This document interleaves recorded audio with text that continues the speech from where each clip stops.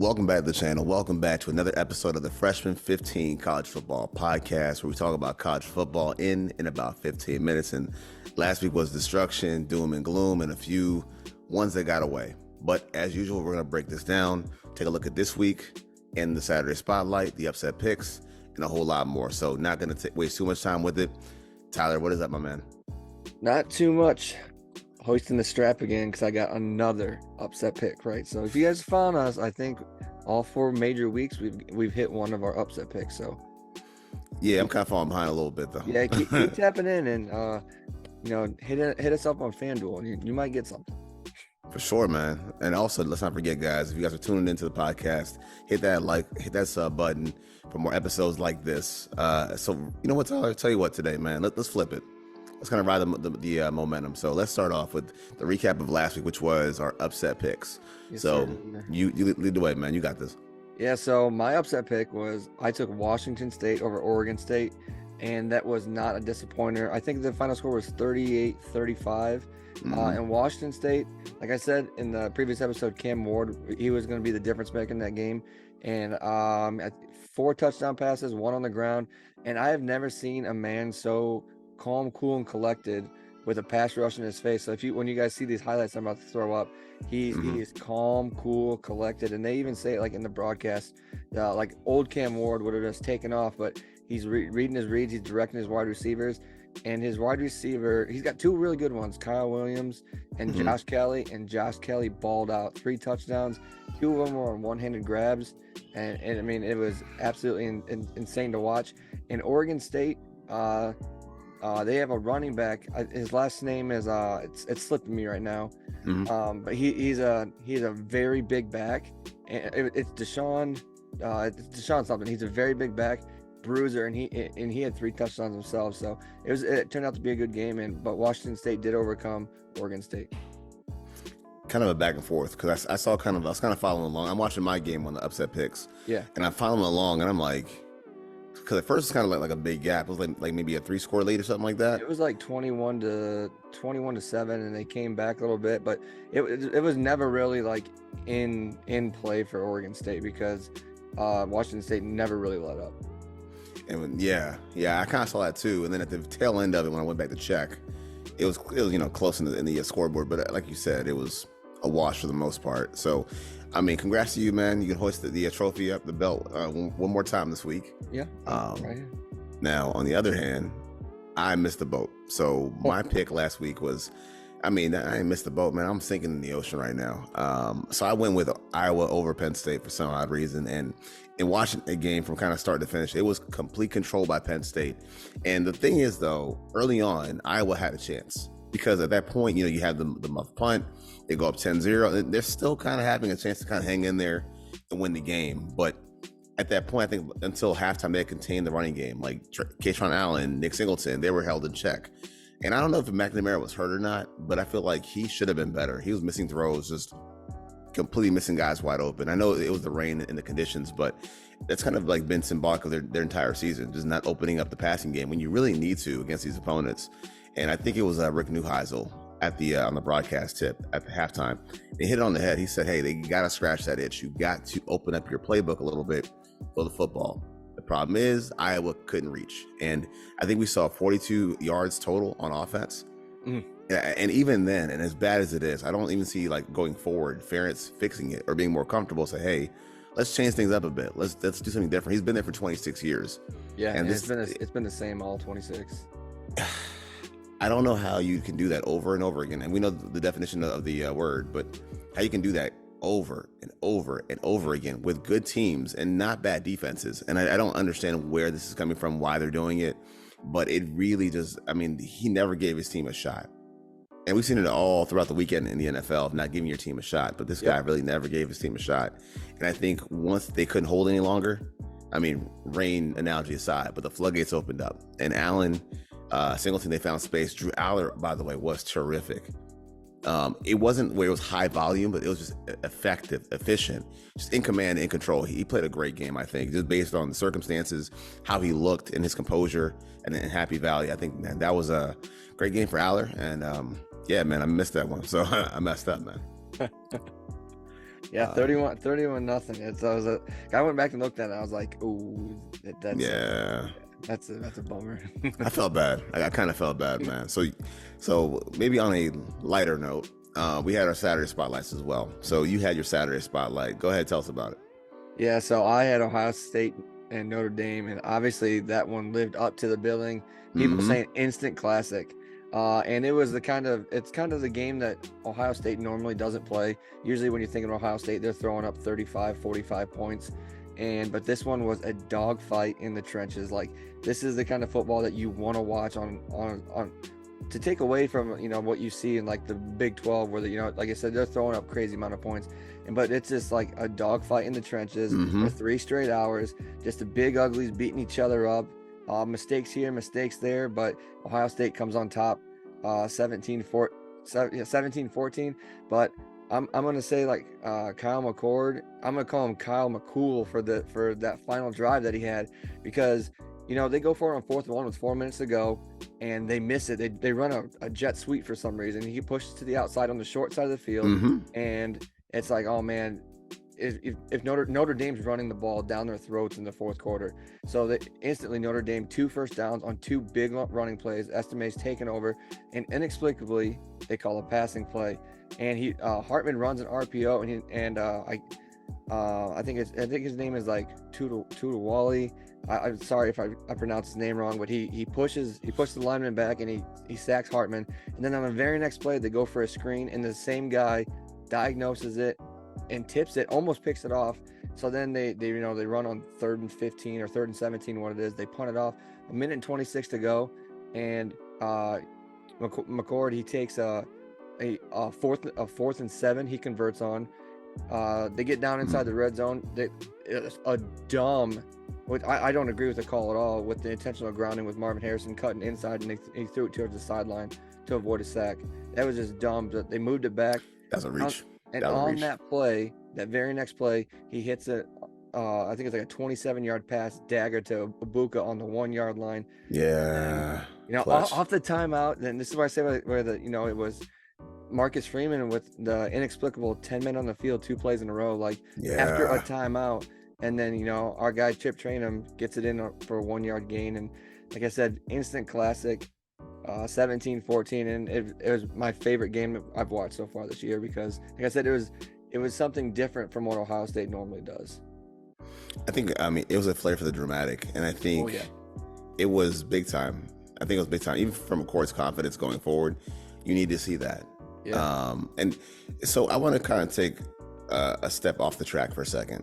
So because you had talked about this earlier, I think off the air, but you talked about the commentary after the game and before the game coming from Lou Holtz. Yeah. Talk about that for a second. For those that don't know, talk about that. Lou Holtz, former coach of Notre Dame, kind of a elder statesman in college football, had something to say, if you could understand it, talking about the matchup and talking about Ohio State. So go ahead, man. Yeah, so Lou Holtz, he's talking about how good Notre Dame's team is this year, and they're a very good team. Very good defensive line, very good offensive line. And their secondary, they shut down Marvin Harrison Jr., albeit he's hurt in that second half. They shut him down. I think his last name is Morris, number 20. Excellent corner. Best I've ever seen anybody play against Marvin Harrison. And rightfully so. They beat up Ohio State. They pushed deep into the 4th quarter, and they were taking over that game. And that's kind of what he was saying. Like, hey, Michigan did it to you 2 years in a row. Georgia did it to you. Alabama did it to you. Like, Ryan Day's teams are not tough. And just for Ryan Day, you can tell, like, with the post game thing, that the post game press conference he has, like, he took it, and he stood up for his team, and it was just like, hey, this is a different kind of team. Obviously, we don't have the Justin Fields, the CJ Strouds, the dual threat quarterbacks that we have anymore. We have a guy, Kyle McCord, his 4th start ever, coming into one of the most hostile environments, best environments in college football. And to go in there against a team that has been putting up 45 points a game. You have a quarterback who hasn't thrown an interception yet. He has 13 touchdowns in Sam Hartman and almost 1,200 yards passing. And they hold him to 175 yards. Estimate doesn't even get over 100 yards rushing. And it's just like, it's a different style of football. You're not going to have Ohio State being flashy, 40, 50 points a game anymore. Yes, you will see it. But when it comes up to playing like Penn State and Michigan now, where they're going to play against tough defenses. The games might be a little bit closer. They're not going to be blowout games anymore. But now you can rely more from this game because, like I said, Estime is a good running back. They have good running backs there. You've seen that those guys in the trenches, they're willing to play a bit stiffer than what they have before. They kind of bend but don't break, and it's a different feel for Ohio State. Just like we see it on Sundays with the Dallas Cowboys. Like, their defense is elite now. I'm not saying Ohio State's defense is elite, but their defense is elite now, and now they can rely more on the defense making plays and being complimentary football instead of just saying, hey, take off, take your big shots and put up 45 points a game. Defense might let up 35, but you have to score 45 points to win a game. From this game, you might not see that anymore, for Ohio State, because like I said, you got Penn State and Michigan coming up, and that's going to be like the real test. But Notre Dame, that's a good test for them. 2 top 10 teams going into week 4. I mean, a lot was on the line for both of these teams, and the better team came out on top because they made less mistakes. And it's one of those things where, like, every inch in football matters. Inches matter in football. Yes, they do. So, and this is exactly what happened because he got across the goal line with maybe 4 inches to spare. So I think what really matters here is you question the team's toughness. Yeah. You challenge it in the media. And when you do that and you win like that, you check that box. And checking that box builds confidence. It builds toughness, right? I mean, like, let's keep it a buck here. It's toughness. Yeah, absolutely. You built that hard exterior, and you know what's facing you ahead, and you know these tough matchups. So I think doing it in that style, and I'm look, we talk about coaches with egos and swag. I'll talk about it in a second, but that's totally fine. I mean, that's totally fine. And like you said, he spoke up for his team in the aftermath of that win, a dramatic win. So I'm totally fine with what he did. There's not a problem there at all. And I think he did the right thing. He did it in the right fashion. And there's a change of philosophy, and that's totally fine. And I think, like you said, instant classic, great game. Did it their way at the end of the game. It's a great win for that program in transition in their philosophy. So hats off, man, for sure. Also, by the way, I wanted to say this too, man. When it comes to Freeman as well, I do think that Holtz's comments, it minimizes Freeman a little bit. Yeah. And it actually puts the ones after the game. Yeah. Yeah, and I think you're putting a white hot light on a guy who's still learning, who's still very young as a coach. And let's face it, this program, there's pressure in that program. I've seen them dump Tyrone Willingham after a year. Like, they don't play around too much. So again, you being the old guy in the building saying that, and you're acting like you're really taking up for him, you're really not. You're actually making him look worse. And I think you're making him look incompetent to his players. So I think that was kind of unfair by Holtz. Sometimes it's better to keep it in the pocket versus out on the counter. So there's that, man. So we say all that to say, I want to kind of rebound here from my Saturday spotlights. We go from one game was probably game of the year to a game that was, I mean, a snoozer. And I had picked up, I had last week for our Saturday spotlight because we had to talk about it, had to keep the intrigue going. Because they were the talk of the town, talk of the nation, really, was Colorado facing Oregon as well. And we'll talk about the coaches and stuff like that too. But we had our doubts because we knew that there's a talent gap with these two programs, with Colorado and Oregon, of course. And we knew that it was going to be an upset for Colorado just to win that game. Didn't think it was going to happen anyway. And Lanning, I think, the way he handled the win and the way he talked to his players, I don't think that it matters. I don't think it really matters what he said to his players and how he orated his message. Again, you say what you have to say to motivate your players. It is what it is. It got them going. Colorado, I mean, in their case, what we learned about Colorado is that they're so much further away than what people thought about them. The casuals, at least. They're so much further away. And drama or not, I think that goes also for Shedeur. He's got a way to go. You watch that game, and the metal clock, it's not as sharp. With a bad line, a much better opponent, he has to learn. Colorado as a program will learn, and I mean this in the most kindest, best way possible. But Colorado is what I would consider a ratchet Cinderella, meaning they're going to pull up to the ball uninvited. They're going to come through as is, and they're going to keep it 100% authentic and real to themselves, no matter who cares and what they think. And again, that's fine too. In their case, with how they acted, how they played, they started a fire and they got all the smoke. And that's totally fine. That's not a problem. And of course, like we could talk about Oregon, I mean, we knew they were going to run the ball. We talked about their backfield before the season started. Bucky Irvington, Noah Whittington, we knew all about that. And they were gashed from the opening kickoff. Also, props to Bo Nix again, who's playing very well, playing very good football. Franklin as well. I mean, they blasted a much lesser equipped opponent, beat the doors off them. Yeah. And again, for Oregon, it's good. And even again, and this is a small thing, very, very small thing. In the aftermath of that win for Oregon, because Colorado had to pick up the pieces, but in the aftermath of that win for Oregon, I will say this: do not puff your chest out too far. You have eyes on your own paper. You're in the Pac-12, a competitive, fierce, talented Pac-12. Yeah. Take the win today, talk your shit today, but tomorrow you got to move on. And I think with the Ducks, history says they might get full of themselves. Yeah. Just saying that. Nike trust fund babies. I don't mind, yo. I like Nike, so it is what it is, man. I'm not tripping. Yeah.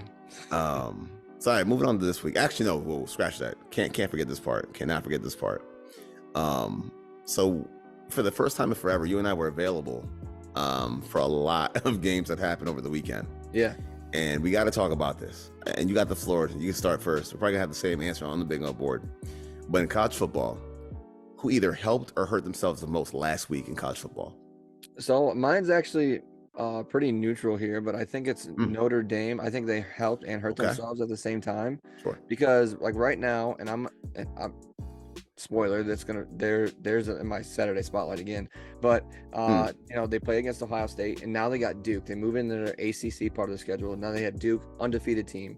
So now they really can't slip up with this loss against Ohio State. Like their players, their coaches, their fan base. Hey, we should have beat Ohio State, but now you got Duke, who's undefeated, and then next week you have Louisville, they're undefeated, and the week after that you have USC, undefeated. Like you slip up any of those games, bye to your chances. So it's just like one of those things, like not like arrogance or anything like that, but they have to play to their full potential, and they're gonna be relying a lot on Sam Hartman for these next couple weeks here. So I think that's I see why you say it's neutral, because that is beneficial. Like it's very beneficial. You guys can either salvage your season or lose it in a few weeks, because now, like you said, I mean, these teams are undefeated, so these are quote unquote quality wins. Yep. So again, you lost a tight game to a high quality opponent. You're not really hurting. I think we had to double check the rankings. I think they're where they dropped to 11. So 11, 9 to 11. I mean, that's nothing. I mean, you can make that up, no problem, no questions asked. So props to them also. I think they're gonna get it. They're a fine program. They're gonna get it. Not to the caliber. We'll talk about them later in the season, I'm sure. But let me skip ahead to who hurt themselves the most last week. And I gotta do this, man, because this is the game that I was watching really intently in the early window, and it has to be Clemson. It's gotta be Clemson. Yeah. And here's why. I mean, Dabo almost did it. So myself, I was ready to pull the flowers off his grave. But what he did, he buried his team 12 feet under. And you have to look at what happened. They had a 10-point lead. They had control of the entire game. And the crowd was into it. They were really feeling that game. And mind you, you have dominated over FSU for almost a decade now. So they played a great game on defense for about 2.5 quarters. And when Florida State came out of sync, you had a chance. But also, I mean, they rebounded with Johnny Wilson, Keon Coleman, but the clock mismanagement is what really hurt them. And I think I put out a tweet on Twitter. I said, look, watch what's going to happen.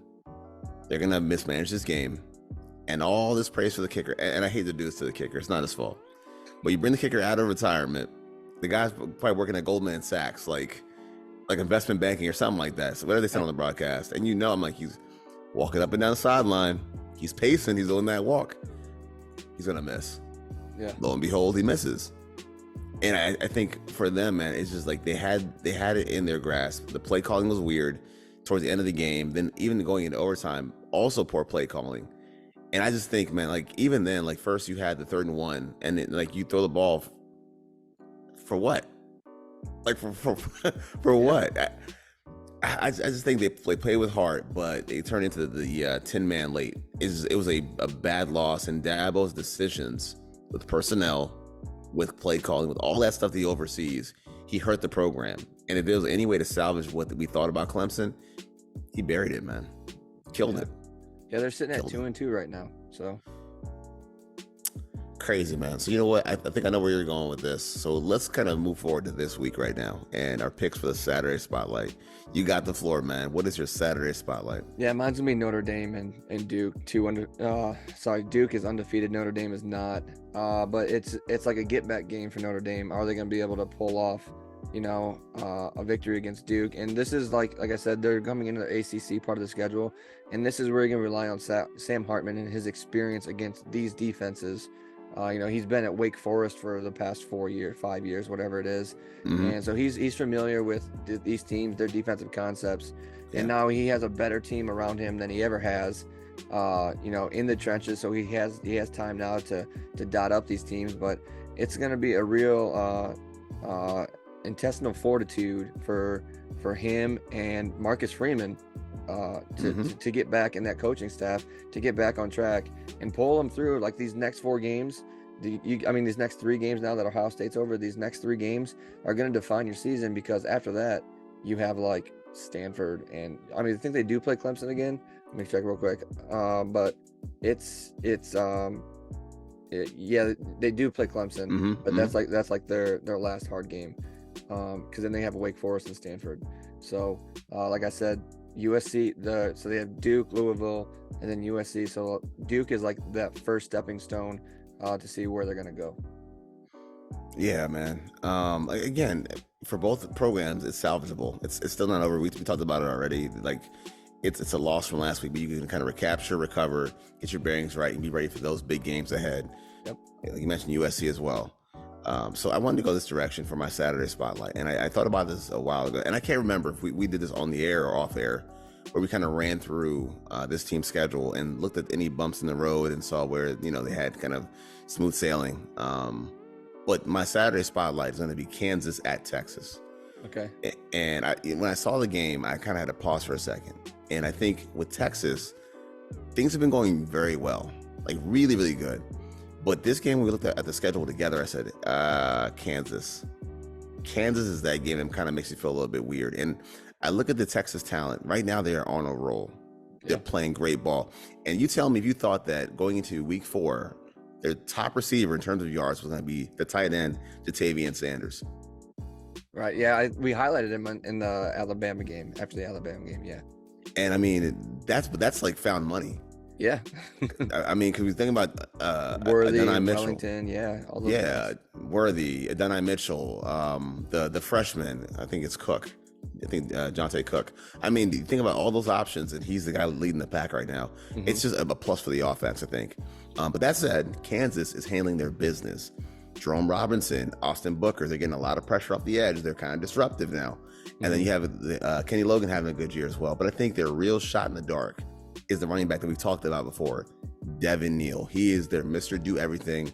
He has over 500 yards from scrimmage with big play potential. So I think in this game, if they can kind of muck it up a little bit, pressure our guy Ewers, it can be a big time game. And I think it's a big moment for the Jayhawks to step forward into that next tier. So again, watch this game carefully.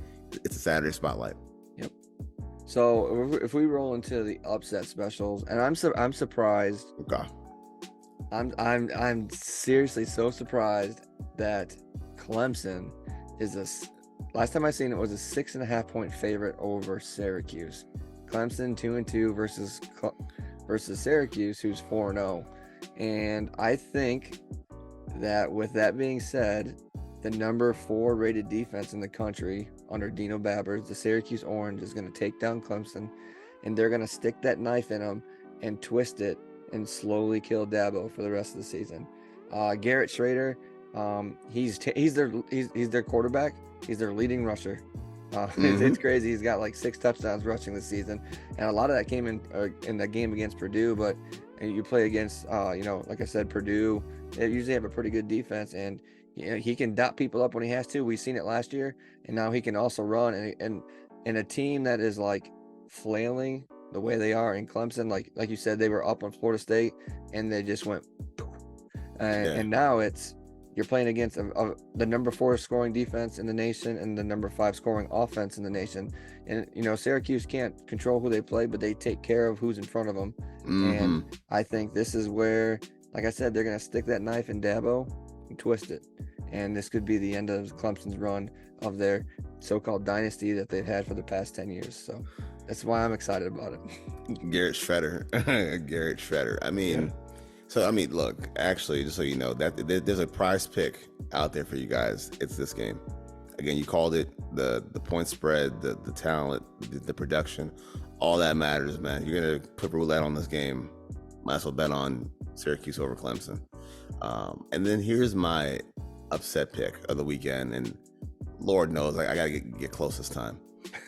So I'm gonna go with Kentucky, the Wildcats over Florida, and here's kind of why. I think for Kentucky, also a team undefeated, they're benefiting from new faces, new places, helping them out. They had a transfer running back, Ray Davis, came over from Vandy. He's leading the way. A guy we talked about a lot of times on the show, Devin Leary, is now over there as well, Yep. running that offense. And then we have the coordinator, Liam Cohen, came back from the Rams, who's now back at Kentucky once again. Yeah, very good coordinator. So they're solid, man. As far as on the defensive side, we have the playmakers, Trevin Wallace, who's been just wreaking havoc. And I think you look at the Gators, although they're doing well on offense, more or less, they had to protect the quarterback, and that's where it's key. If Trayvon Wallace can kind of get in that backfield, create problems, you got a shot to create short fields for Cohen and that offense. And again, I got to point him out, man. This guy, Ricky Purcell, Yeah. is a playmaking monster. Yeah. This play, and we had to run this play. We had to show this play. This play is the catch of the year, hands down, bar none. He is a electric, quick, big time playmaker. But to win this game, Kentucky, you got to hold him down and get pressure. Take him out of the game plan.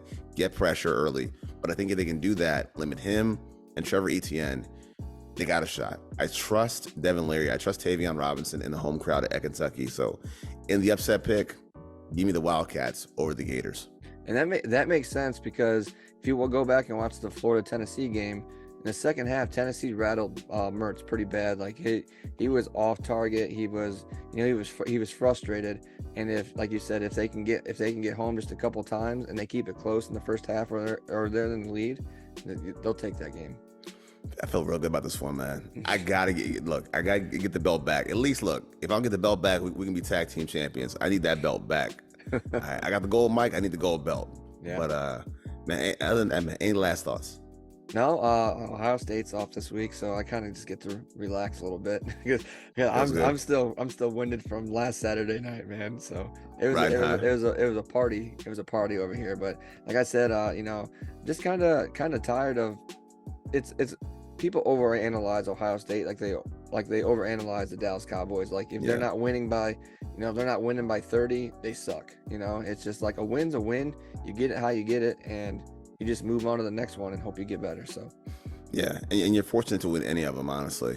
Yeah, with all the moving parts, with all the transfers and everything, it's hard to win games now in college football. And I think playing fields are a lot more level than they have been thanks to those things. So if you're Ohio State in a different philosophy, a different scheme, if you will, take it for what it is, man. But yo, Tyler, once again, great show, man. Guys, thank you for watching and listening to the Freshman 15.